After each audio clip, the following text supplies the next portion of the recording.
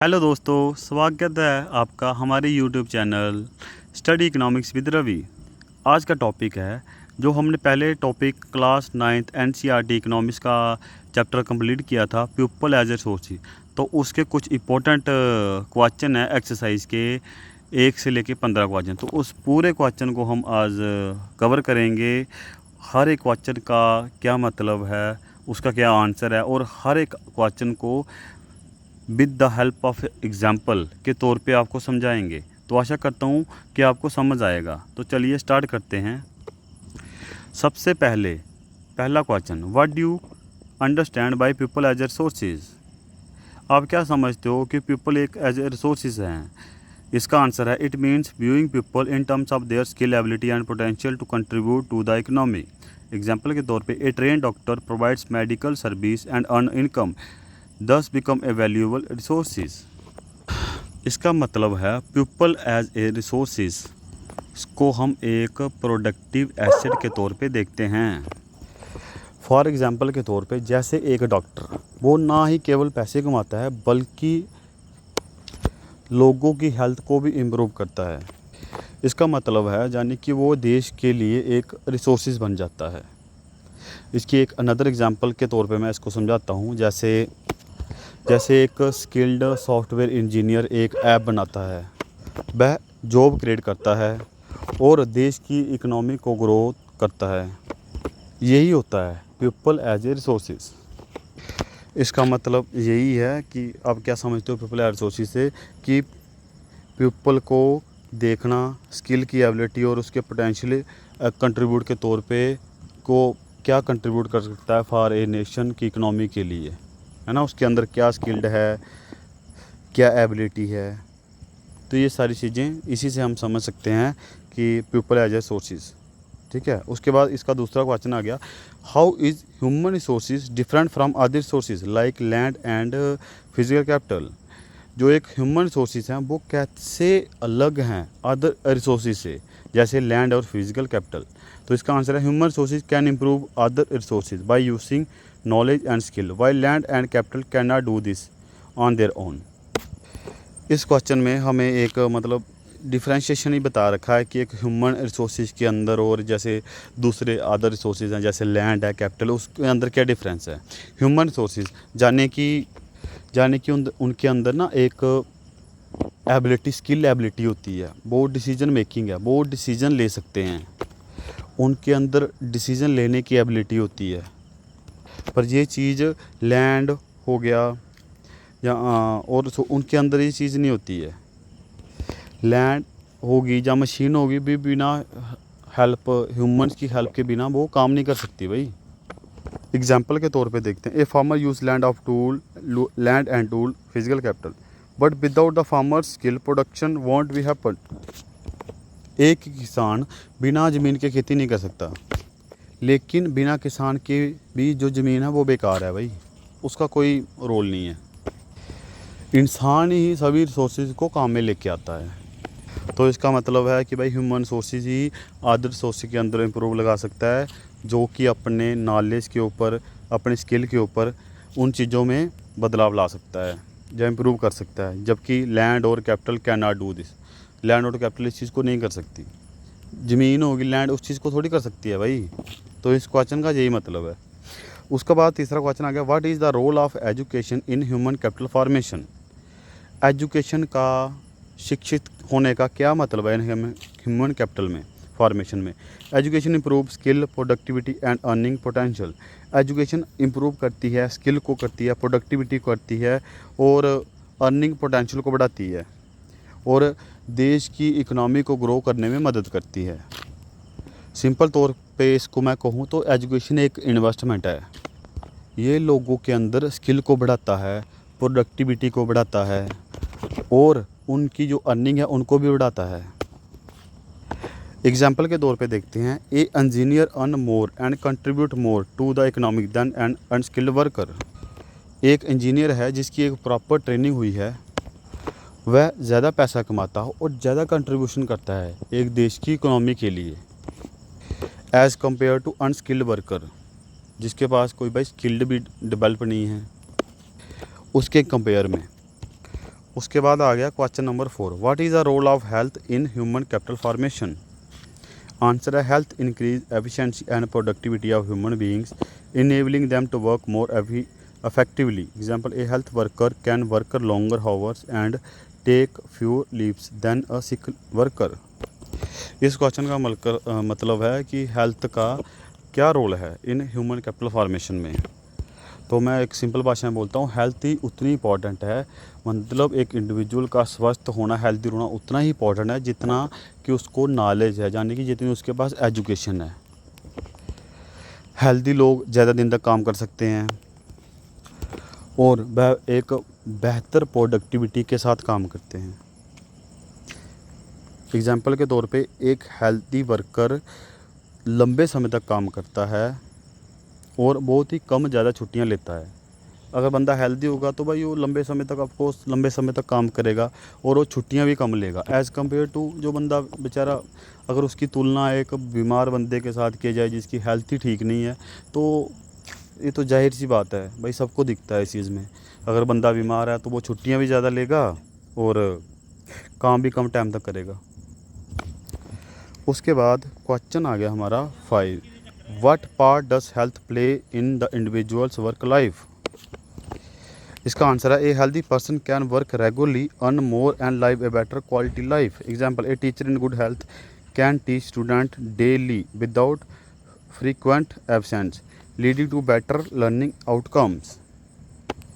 ये क्वेश्चन हमारे जो क्वेश्चन नंबर 4 है उससे मिलता जुलता है।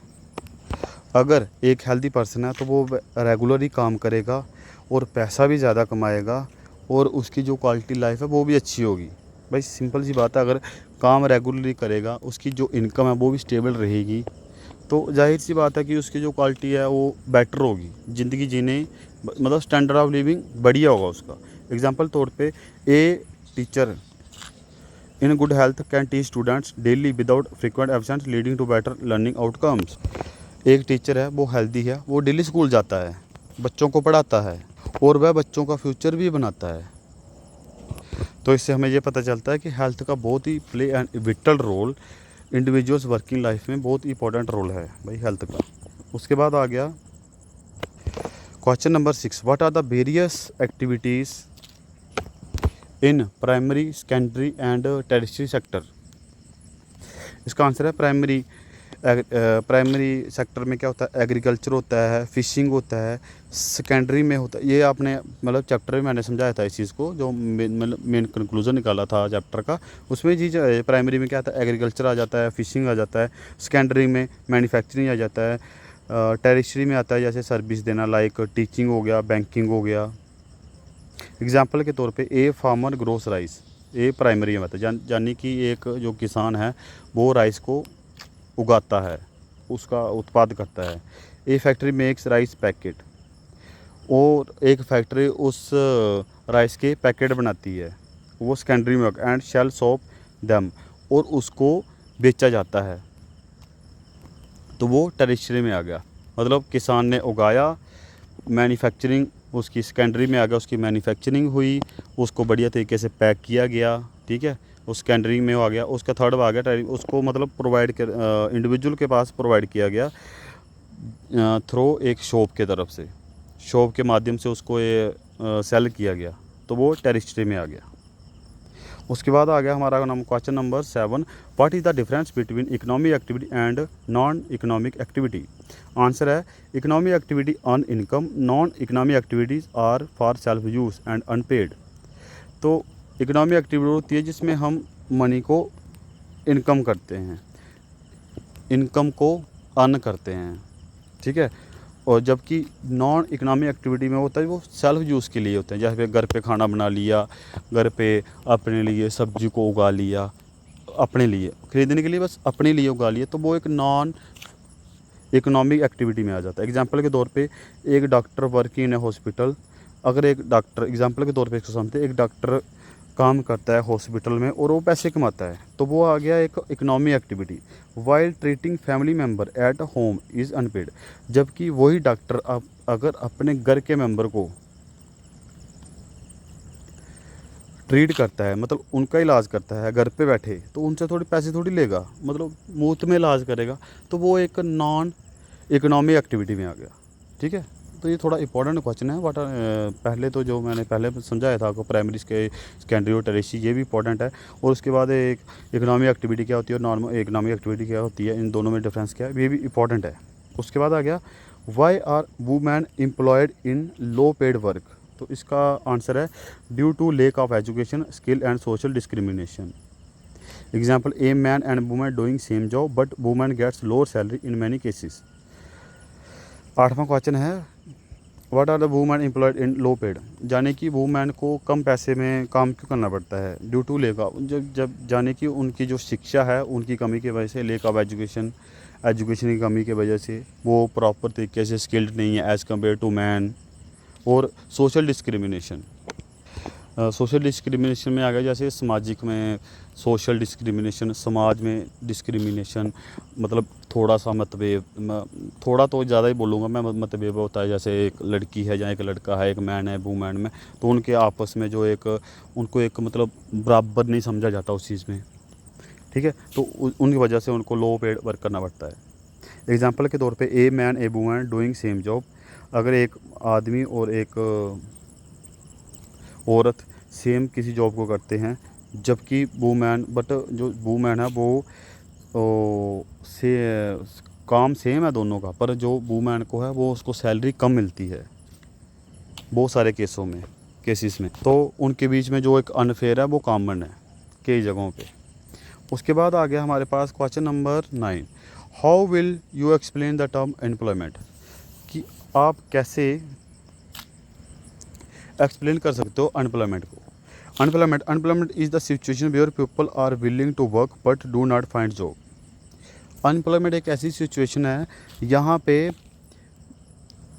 इंडिविजुअल, एक पीपल काम तो करना चाहता है, बस उसके पास भाई नौकरी नहीं है, मतलब साधन ही नहीं है काम करने के, but do not find job, उसको मतलब जॉब ही नहीं मिलती। बंदा इच्छुक है काम करने के लिए, पर उसको काम करने का भाई वो साधन ही नहीं मिलता कि वो कहाँ पे काम करे।